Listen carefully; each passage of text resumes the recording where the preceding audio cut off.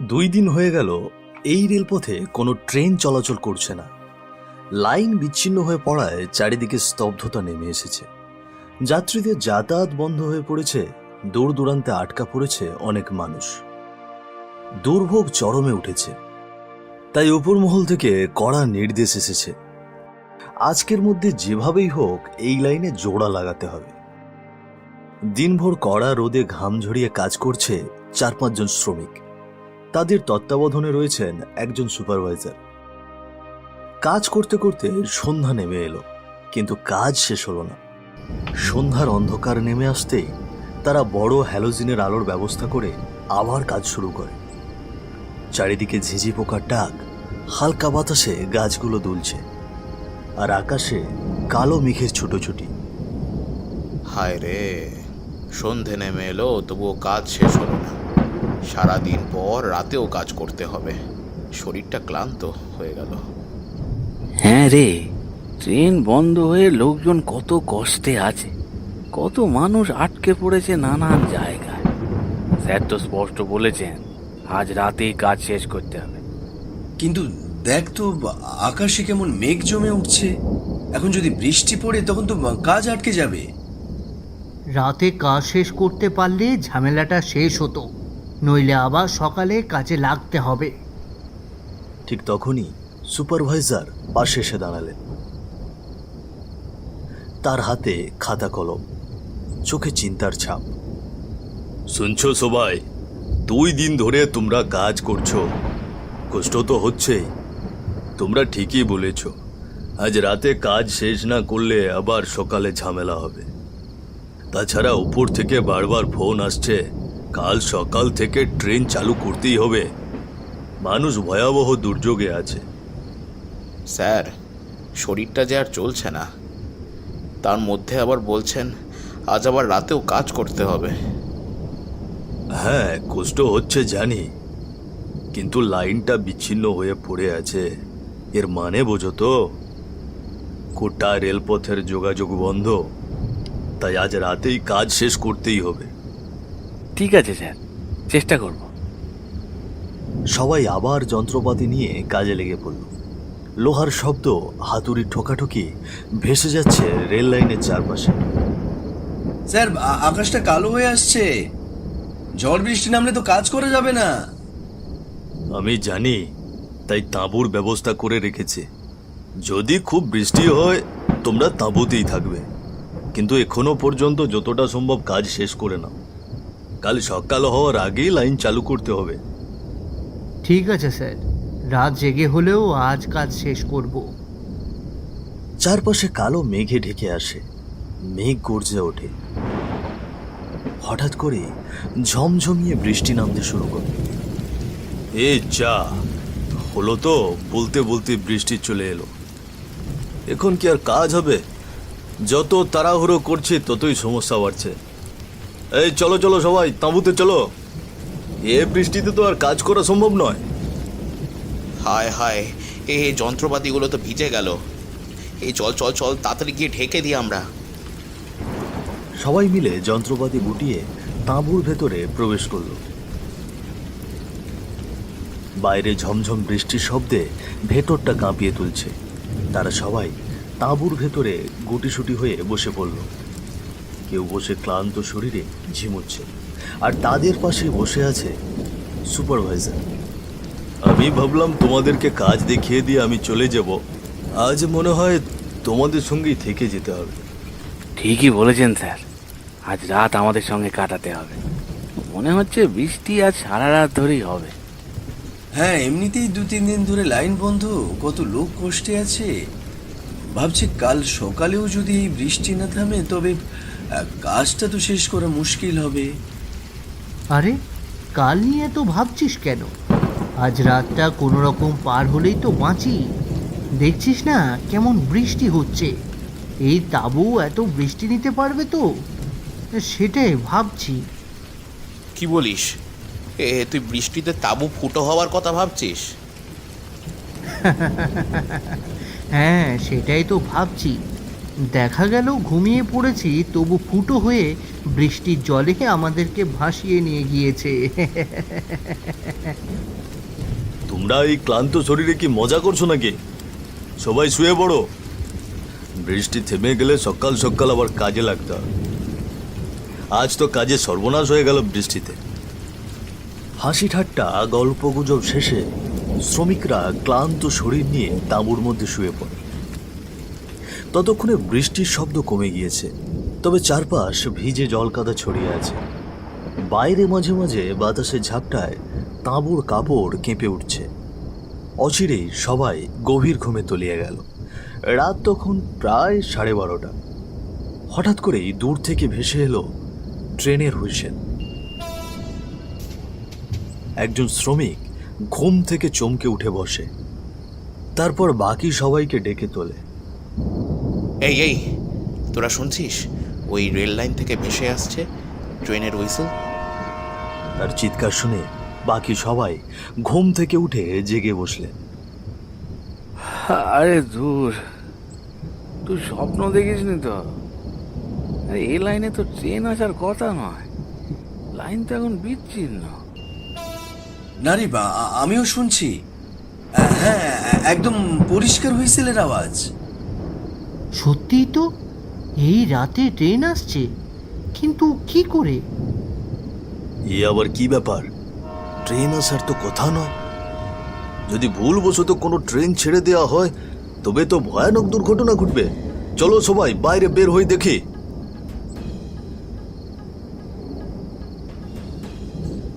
রাত অন্ধকার, বৃষ্টির জলে কাদামাটিতে চারপাশ স্যাঁতস্যাঁত করছে। দূরে আবার শোনা গেল হুইসেলের শব্দ, সঙ্গে লোহার চাকার ঝনঝন আওয়াজ। হায় হায়, সত্যি তো ট্রেন আসছে। আরে এখনো তো পুরোপুরি লাইন জোড়া লাগেনি। এই দুর্ঘটনা হলে তো সর্বনাশ। সবাই শান্ত হও, আগে দেখি কি হচ্ছে। তারা সবাই মিলে রেল লাইনের ধারে গিয়ে দাঁড়ালো। চারিদিক নিস্তব্ধ, শুধু হাওয়ার ঝাপটা আর ছুটে আসা ট্রেনের গর্জন। অন্ধকার চিরে এগিয়ে এলো হেডলাইটের তীব্র আলো। মুহূর্তের মধ্যে বিশাল ট্রেনটা গর্জন করতে করতে সামনে এসে দাঁড়ালো। হুইসেল বাজতে বাজতে ট্রেন ঠিক ভাঙা লাইনের কাছে পৌঁছতেই আচমকা প্রবল শব্দে দুটি বগি বিচ্ছিন্ন হয়ে ছিটকে আলাদা হয়ে গেল। এ কি, বগি আলাদা হয়ে গেল? কিন্তু ট্রেনটা থেমে গিয়েছে কেন? চালক কোথায়? কি অদ্ভুত ব্যাপার! এমনটা তো হওয়ার কথা নয়। ট্রেন তো এ পথে আসারই কথা নয়। তারা সবাই হতবাক হয়ে তাকিয়ে রইল। বিশাল ট্রেনটা দাঁড়িয়ে আছে অন্ধকারে, নিশ্চুপ। শুধু ইঞ্জিনের ধোঁয়া ধীরে ধীরে আকাশে মিলিয়ে যাচ্ছে। আর আলাদা হয়ে যাওয়া বগি দুটো কেমন অস্বাভাবিক নিস্তব্ধতায় পড়ে আছে রেল লাইনের ওপর। হায় হায়, এ পুরো দুটো বগি আলাদা হয়ে গেল। নিশ্চয়ই ভেতরে অনেক লোক আটকা পড়ে আছে। এই চল চল দেখে আসি আর কে কে আহত হয়েছে। হ্যাঁ রে, চল তাড়াতাড়ি গিয়ে দেখি। আমরা সাহায্য না করলে তাদেরকে কে সাহায্য করবে? ঠিক বলেছিস, এখান থেকে ডাক্তার হাসপাতাল তো অনেক দূরে। ডাক্তার হাসপাতালের কথা বলছিস কেন? গ্রামটাই তো এখান থেকে অনেক দূরে। লোকজন এসে সাহায্য যে করবে তার উপায় নেই। তারা হয়তো টেরই পায়নি। এইটা আবার এমন নির্জন জায়গা। হ্যাঁ হ্যাঁ, আমরা এখানে আছি, আমাদেরকে সাহায্য করতে হবে। সবাই সাবধানে যাও। যদি কেউ আহত থাকে সঙ্গে সঙ্গে বের করে আনতে হবে। শ্রমিকরা তাড়াহুড়ো করে ভাঙা লাইনের পাশে ছুটে এলো। টুপটাপ বৃষ্টির মধ্যে অন্ধকার চিরে ট্রেনটা থেমে আছে। ভাঙা বগি দুটো চূর্ণ বিচূর্ণ, তবু আশ্চর্যের বিষয় কোনো আর্তনাদ নেই। হঠাৎ একে একে ট্রেনের ভেতর থেকে যাত্রীরা নেমে আসতে শুরু করলো। সবাই অদ্ভুতভাবে শান্ত, মুখে অচেনা এক হাসি। এ কি, এত বড় দুর্ঘটনা অথচ কিছুই হলো না? আপনারা সবাই ঠিক আছেন তো? কেউ কোথাও আঘাত পায়নি তো? ভিতরে কেউ আছে নাকি? আমাদের সাহায্যের দরকার। ডাক্তার হাসপাতাল তো অনেক দূরে, আমরা আছি আপনাদের জন্যে। আমাদের কিছু হয়নি, আমাদের আর কিছু হবেও না। না না, সাহায্যের কোনো প্রয়োজন নেই। আমাদের যতটা হওয়ার ছিল সব আগেই হয়ে গেছে। কি বলছেন? বগি দুটো একেবারে ভেঙে চুরমার হয়ে গিয়েছে, অথচ আপনারা একটু আঘাত পাননি? এটা কিভাবে সম্ভব? আরে এই লাইন তো বিচ্ছিন্ন ছিল, এখানে ট্রেন আসার কথাই নয়। অনুমতি দিল কে? অনুমতি? মানুষের ট্রেনে অনুমতি লাগে, কিন্তু এ তো মানুষের ট্রেন নয়। কি বললেন? মানুষের ট্রেন নয় মানে? এটা হলো বাদলা দিনের শেষ এক্সপ্রেস। সেদিন রাতে এই ট্রেনেই আমাদের শেষ যাত্রা হয়েছিল। তারপর থেকে এই ট্রেনে আমরাই আছি, সব সময় আছি। আজ আর কেউ উঠবে না, তবে তোমরা চাইলে আমাদের সঙ্গী হতে পারো। এসো এসো। শ্রমিকরা ভয়ে স্তব্ধ হয়ে দাঁড়িয়ে গেল। সামনে দাঁড়ানো যাত্রীদের মুখ ধীরে ধীরে রূপ বদলাতে লাগলো। চোখ রক্তাভ, মুখমণ্ডল বিকৃত, দাঁত বের করে হা হা করে হাসছে সবাই।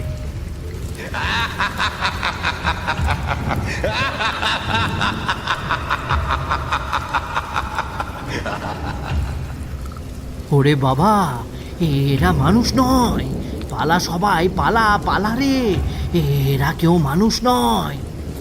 দৌড় দে, না হলে এরা আমাদের গিলে খাবে। মুহূর্তেই সবাই প্রাণপণে ছুটল। অন্ধকার, কাদামাখা পথ আর বৃষ্টির জলে পা ফেলে ছলাৎ ছলাৎ শব্দ করে তারা দৌড়তে লাগলো। মাঝে মাঝে হোঁচট খাচ্ছে, আবার উঠে দাঁড়াচ্ছে। তাদের মুখে শুধু একটাই আওয়াজ, বাঁচাও! বাঁচাও, বাঁচাও। তারা চিৎকার করতে করতে দৌড়চ্ছে। পেছনে তখনও ভেসে আসছে ট্রেনের হুইসেল, হাহাকার আর ভৌতিক হাসির প্রতিধ্বনি, যেন মৃত্যুর শঙ্খ বাজছে চারিদিকে। রাতের নিস্তব্ধতা ভেদ করে দূরে শিয়ালের ডাক শোনা গেল, হুক্কা হুয়া করে। আরো শীতল ভয় প্রবেশ করল তাদের হাড়ে।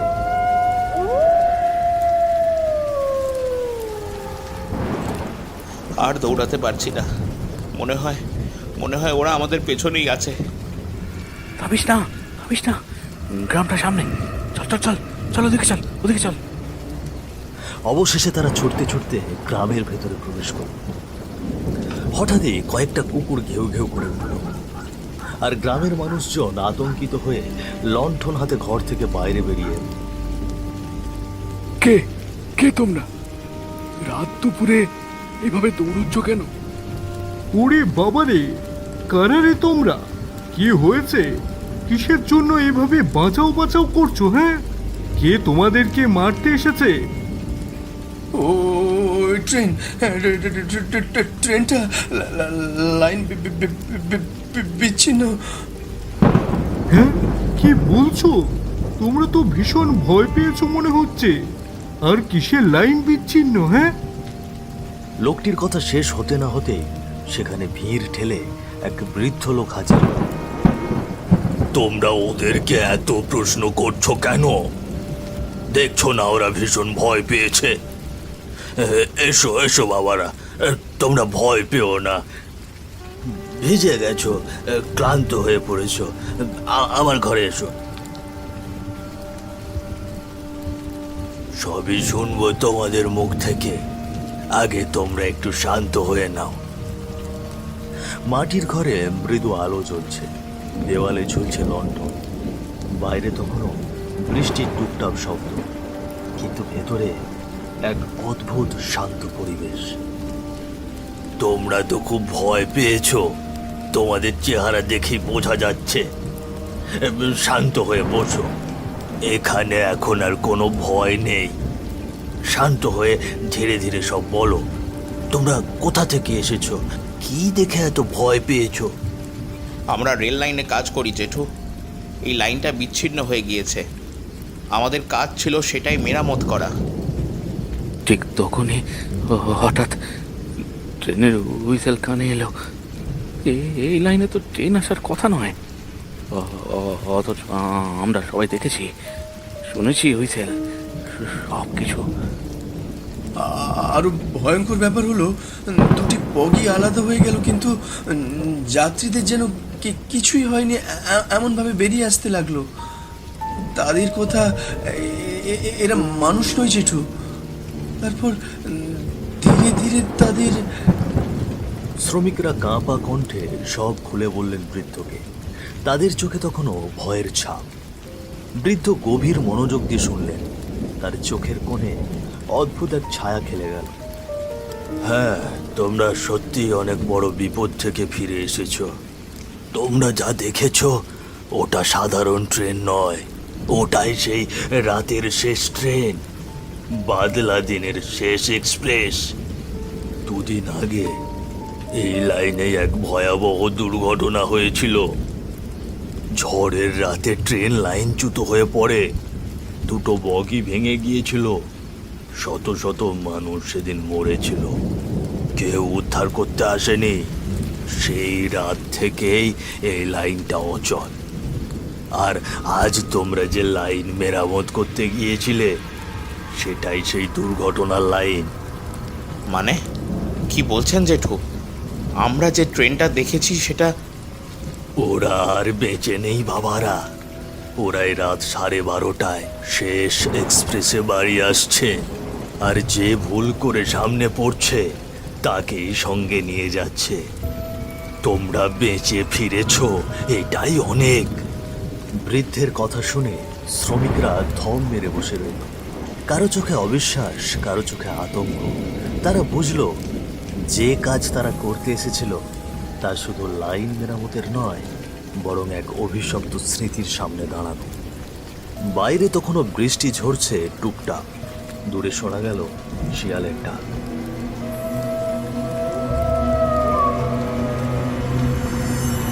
রাতটা যেন আরো ভয়ালো হয়ে উঠল।